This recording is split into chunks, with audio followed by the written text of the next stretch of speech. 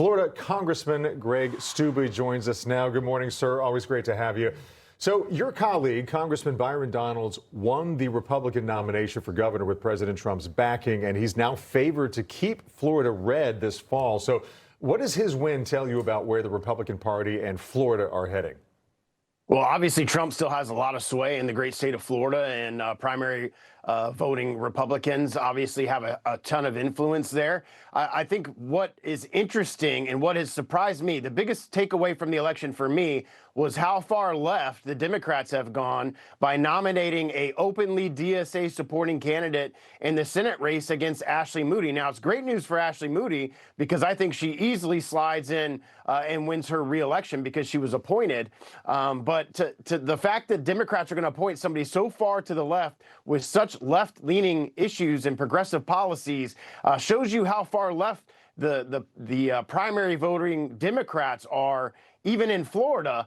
And I don't think that's going to bode well for them at all during the general election. Yeah, exactly, Congressman. That was the major upset in Florida that people were watching on the other side of the aisle. The self-described Democrat socialism, you were just alluding to it. Anti-Nixon knocking off Alex Vindman, a far better funded, I think he was funded 6-1 establishment candidate for the open Senate seat. So we're seeing this same story play out in the Democrat primaries across the country. I mean, do you think that we could take this seriously? Here she is with a bullhorn.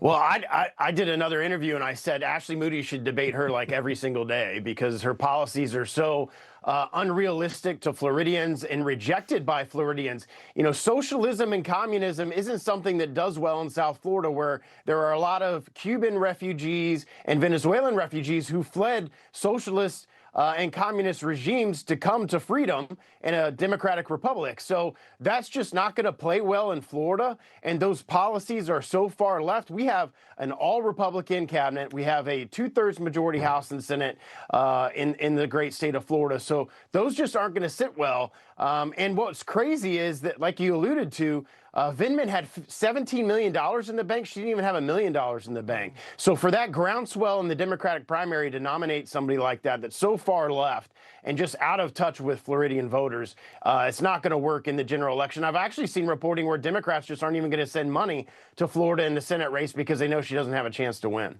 Congressman, I think there's such a good point there about these people fleeing socialist, communist countries.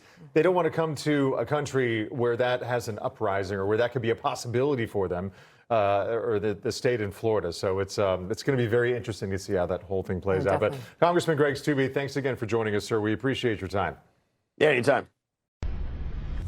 Information. Truth. Is freedom. Is Newsmax.